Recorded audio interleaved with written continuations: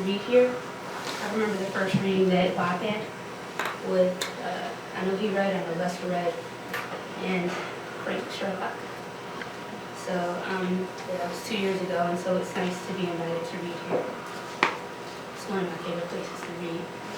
I'm not just saying it. So I've got some themes that I've been, well, let's just say this. I wrote 30 poems for 30 days, or at least I attempted to. And so there's some themes that I've been dealing with in my personal life, and I'd like to share them with you all today. A lot of these poems are new, so I'm really excited to read them and be vulnerable with you all because most of you guys know my voice, and I would appreciate feedback. Some of these poems have prompts, so if I can remember what they were, I'll tell you. I started National Poetry Month dealing with some Egyptian stuff. So, Hatshepsut, Pharaoh, the backbone of Egypt, personification of truth and justice, empowered, feminine. She presented a threat.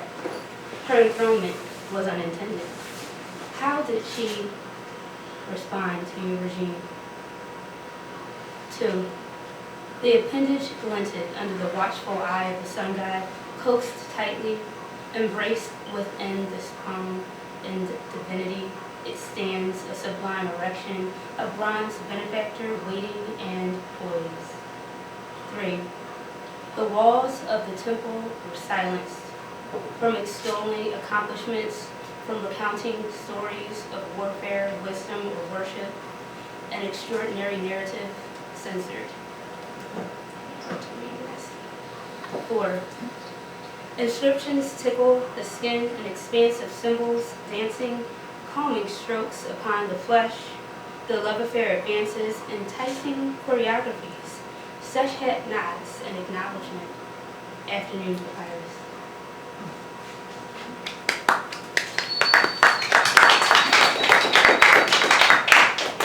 So there's another prompt to ask ancestors questions. If I can get to it, I'd like to read this one. Questions to the ancestors. Who commissioned the enterprise? Who designed the structures? Who approved the layout? Were there budget meetings, discussions of contracts? Where were the job postings publicized? Who labored? Citizens? Migrants? Slaves? Vagrants? Where were they from? Were they offered a wage? If so, how much? Who housed the bricks? How long did it take? How does it feel to confound contemporary science? Wonderful? If you guys can't guess, you guys know that's about right. Pyramids? So I have a lot of home poems. Mother Earth. Conquest. Traversing her corpus. To whom does this place belong? Ownership and absentia. Her worth questioned. Bartering for the highest price. A tug of war. The war of worlds. Placing value devalues. Her tears become a donation. Her fervency ignored. These chains of changing identity. What is her name? Pachamama, Tierra, Gaia, Asigma? Is she celebrated or quarreled?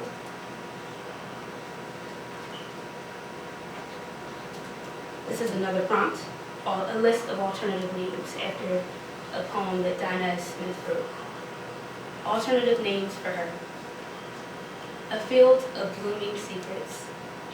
A cleansing spring. A mine. Valley of half-eaten strawberries. A found cove. Reservoir. A latent destiny. An unclenched fist.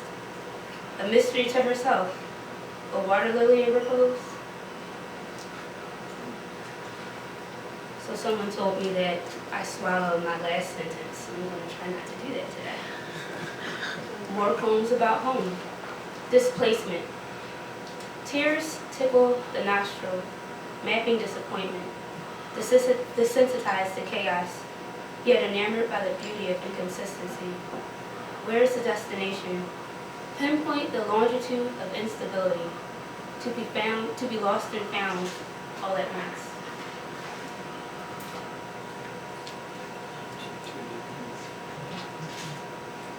This place I go. I swum toward Dominican seashores, salty blue waves, yet sweet with pure surrender. La playa está ahead of me. Adelante, I can feel the sun softening my skin, just molding it. As I walk along the ocean's edge where the horizon's jawline meets in search of seashells. My toes frolic through sandy grains that tickle in between. I am home. Yo estoy aquí. I told you I would return. The wind whispers secrets to my hair strands and they nod gently. I am home. I exhale American dissonance. How is it that paradise is never quite as innocent in the land of liberty, in the land of opportunity, although Lady Liberty smiles? So of course all these poems are going to end with questions. I didn't plan this. Home. I didn't. Home. An existential destination, wherever toes and the earth concur, wherever peace cloaks the shoulders, however one finds space to be or to become, a place to thrive, if only for the moment. Home equity. The ocean struggles, coursing toward shore endlessly, roaring, writhing, unraveling burdens, casting them one by one, shifting through experiences, crushing obstacles, inviting the beauty of meditation. Are there any yogis in the house? Yogis in the house. I'm being serious, yo. I have a yoga home. Let's see here. No yogis? Seriously? You guys, man, I don't know if you're missing. It's really great to do a forward, and a downward dog, and to connect the breath, and so that's what inspired that piece. Quest. Baby steps toward her loneliness. Questions floating in two pools, knowledge and acquisition. It rains within the contemplative court. A breeze of long-suffering bustles, wishes waiting and glinting, reverberations from fingertip echo, a song of belonging to a wandering dewdrop finding home.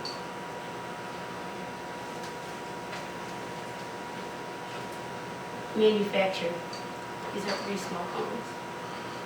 Discarded, left for dead. The rich vigor of abandonment in exchange for a coffee-stained kiss, one affords. Tossed, wedged, hidden beneath the comfort of luxury, a generation of currency collecting themselves from dust. Flying through the air on the wings of a child's wish, minted for salvation, waiting in a fountain of youth.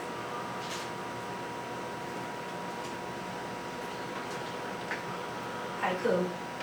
A wishful burglary to steal away solitude wanted.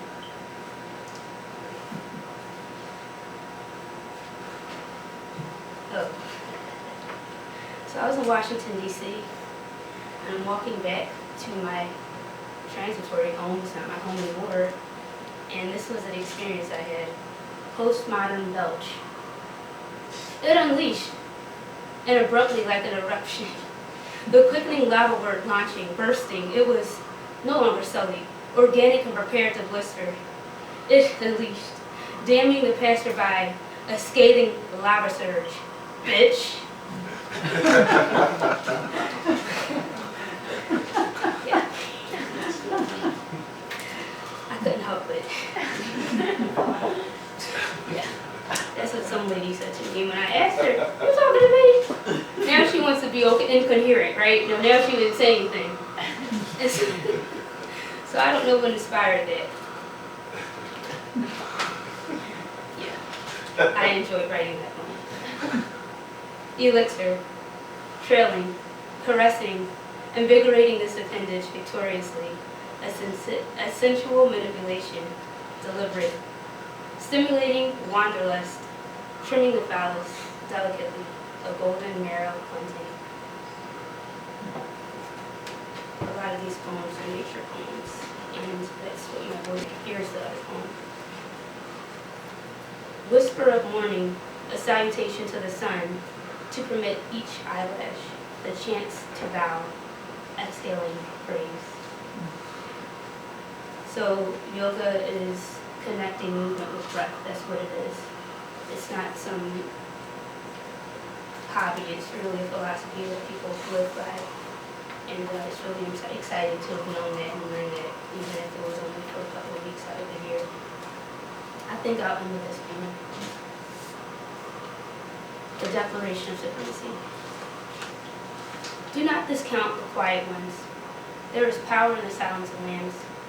I am more than just a woman, a second-class citizen, an emotional wreck. I'm a sorceress with 6 senses. With my intuition is not correct. I cast I can't read this one. Let me read it again. Declaration of Supremacy. Do not discount the quiet ones. There is power in the silence of lambs. I am more than just a woman, a second-class citizen, an emotional wreck. There is power in my presence, so consider yourself privileged.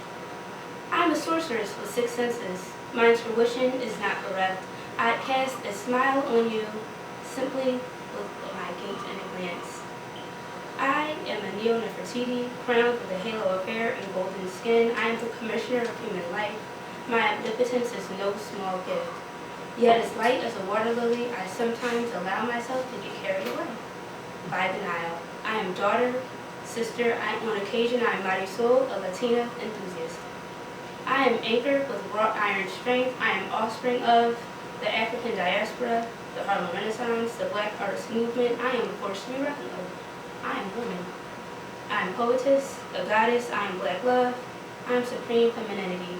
And this is my declaration. Thank you.